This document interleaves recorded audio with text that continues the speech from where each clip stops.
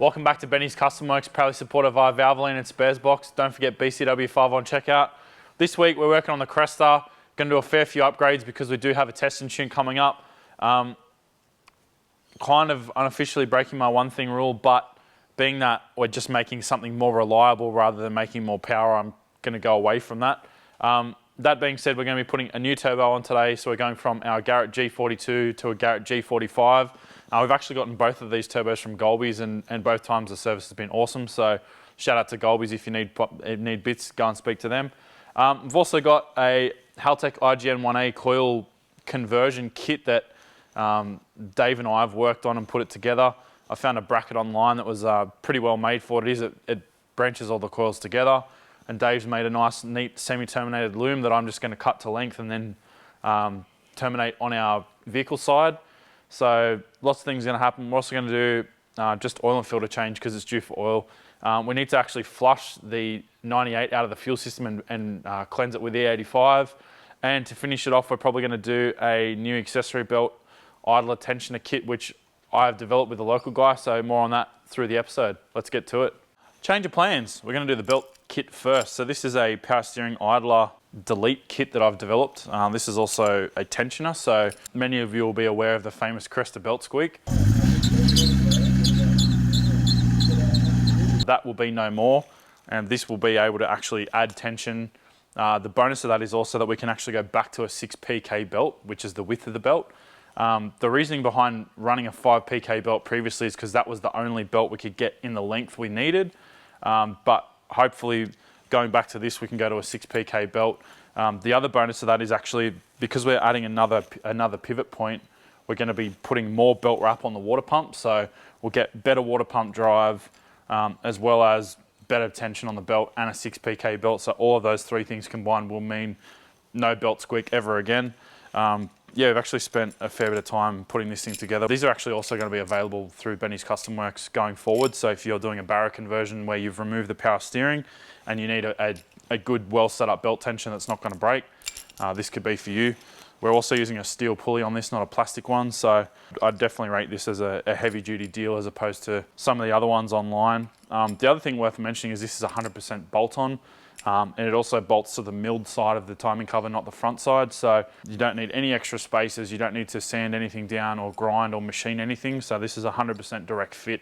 So yeah, if you've already got something like a nice powder coated timing cover and then you want to add this, 100% bolt on, no drilling, no tapping, no grinding. So yeah, going forward, these will be available. We'll leave a link in the description, check them out.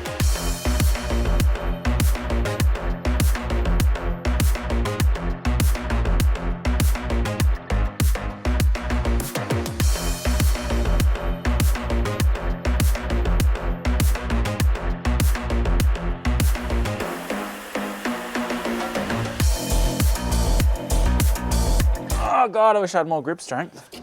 I'll try my strong hand. There we go. Belted. No wonder this thing is always noisy. It's just thrashed.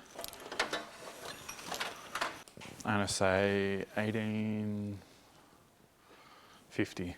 Let's see how wrong I was. Oh geez, I was way out.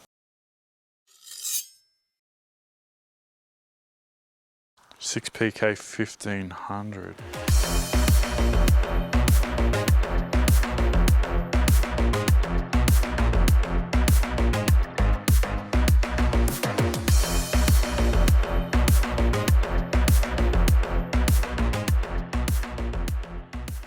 We've just fitted the power steering tensioner and also measured the belt length. I like to use a bit of electrical cable to measure the length. We've come up with 1480. Unfortunately, I couldn't get a 1480 belt today.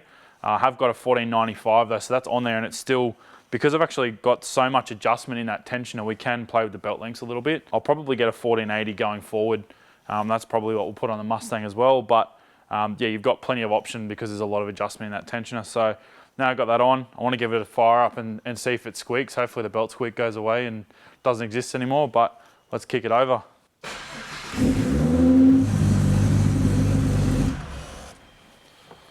Oh, that's luscious.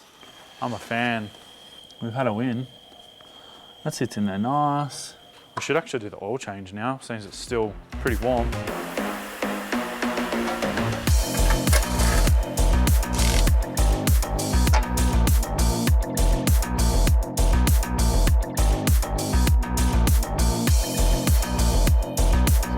So, with honours. Captain America's so excited he doesn't even know why we're here. It's a Men in Black thing, but they smush bugs at the start of Men in Black.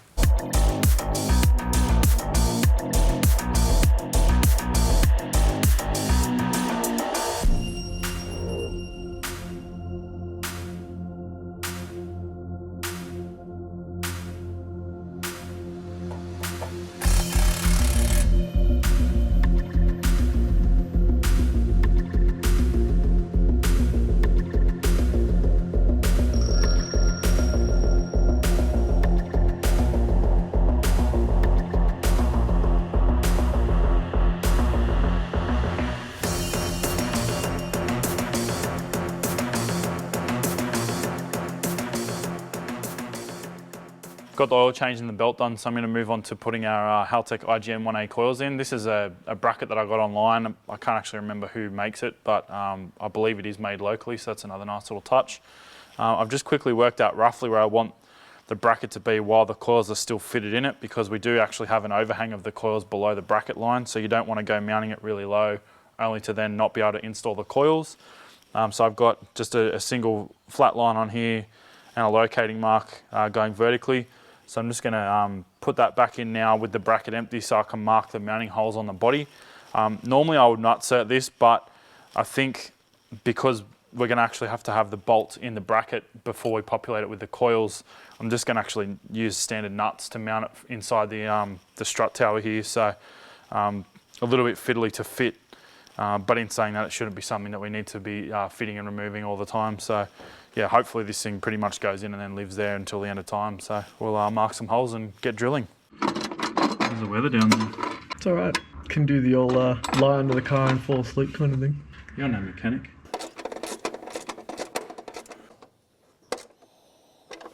We just worked out what coil does what. Because red is going to be power, and then there's actually 3 grounds on the IGN-1As, and then we've also got the ECU signal. I've just put all of the cylinder identification on the phone just as a note. In the current loom, we've already got 8 wires, being obviously all the 6 signals, and then we've got power and ground to the coil. So that's going to be basically straight to the plug we've already got, which is a Deutsch pin connector, which Haltech have actually supplied us another one of those as well. And then this 6 strands here is all of the secondary grounds, which will go directly to the body. IGN-1As actually have multiple ground setups in them. This is predominantly, they call it ECU ground, which is not to be confused with sensor ground. That's a mistake I made without wiring anything up. I said something to Dave about that yesterday, and he was very quick to correct that mistake. So yeah, if you're looking at IGN-1As and you read ECU ground, it's definitely not sensor ground. So yeah, you should be grounding it to the same point you're grounding your ECU. Our particular setup, it grounds to the body, so that's the way we're going to ground these as well. And then this single ground here, that grounds to the cylinder head in the loom we've already got. But we are just going to terminate it to that the DT connector, as I mentioned. So that'll basically be a plug and play setup. And then all we've got to do is add an extra ground eyelet for these 6 wires. So it should be a pretty basic deal, and we'll keep on going. We've got all of our IGN-1A coils mounted to the strut tower, so now I'm going to remove the old R35 coils from the head, and then we're going to put our ignition leads in and start dumbing up the lengths, because they do need to be cut to length and terminated. So I'm going to rip them out and keep on going.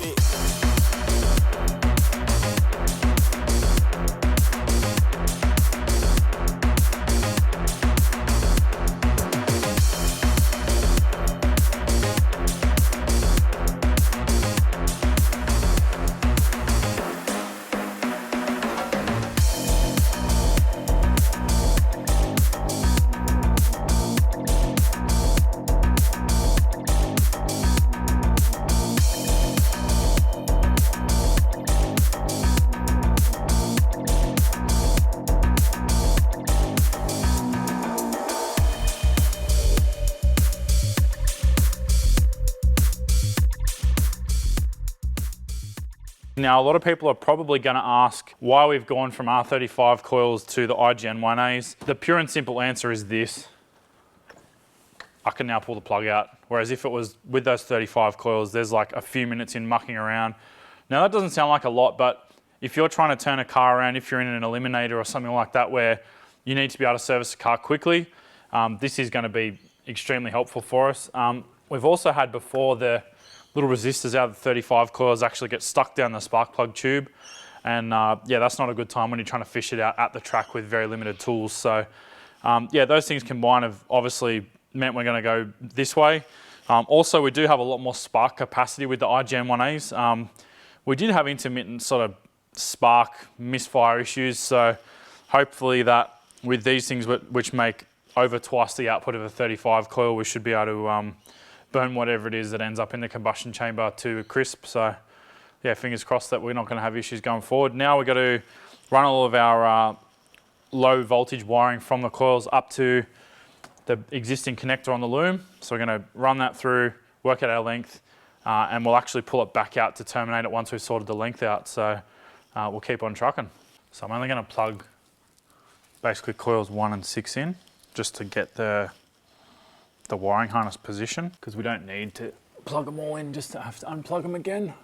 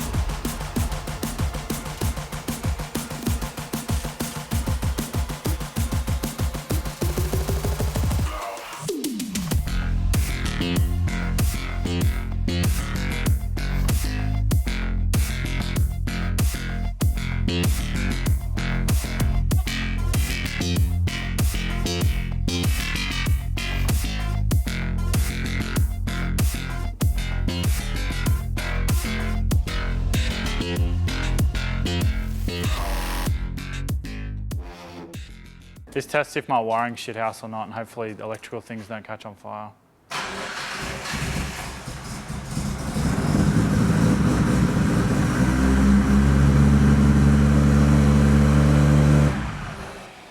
Well, I mean, it runs.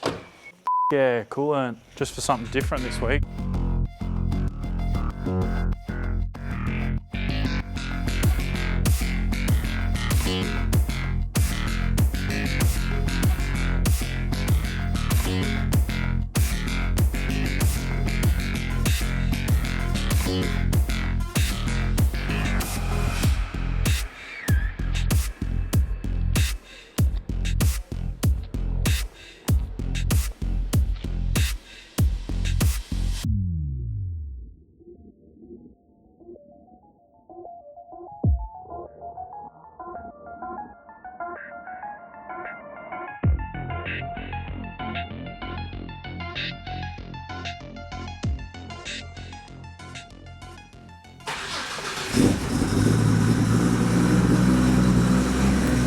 Yay.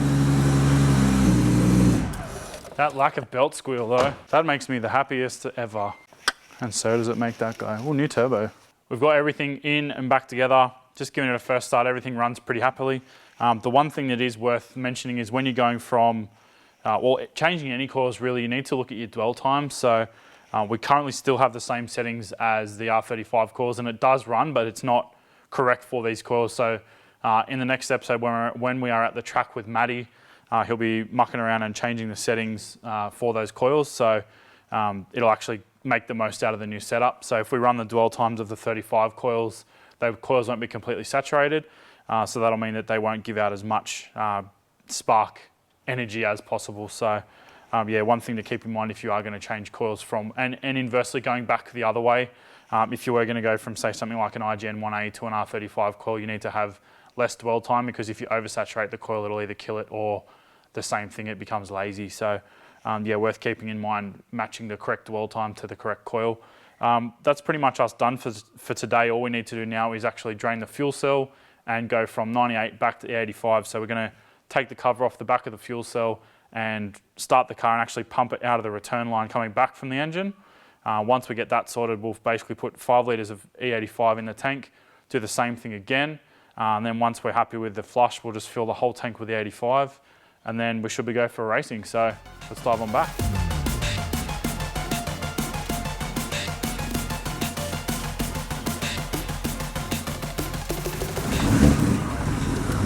There must be no fuel in the car. If there's not no fuel in the car, we have an issue.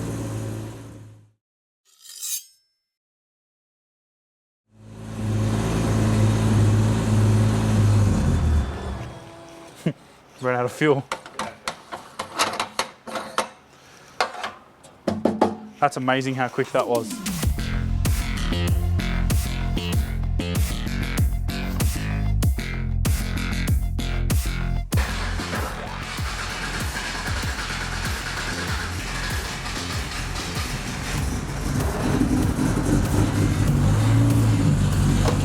About to run out again.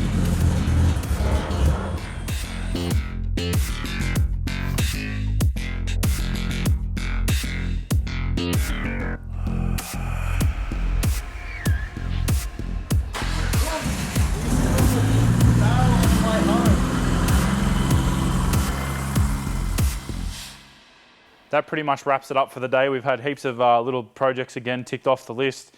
Ignition leads are done. We've got new plugs in there. The coils are nicely mounted and wired. Dave's loom saved a ton of time. Massive thank you to Dave for that. Also got our brand new Garrett G45 on that we sourced through Golby's. Worth mentioning also that we got our previous G42 from those guys. So if you need a Garrett turbo, definitely hit them up. Also flushed all of our fuel system, and we're now got about 80% ethanol through that, which is about as good as you're going to see from drum fuel. We'll no doubt move it in and out of the shop for the next week or so, and I'll put some more fuel on top of it before we go racing, so we should see about an 82% by the time we're actually at the track. But yeah, everything's gone pretty well. It's all back together and nice and happy, and it runs, so pretty keen to get to the track. Thanks for watching, guys. See you next time.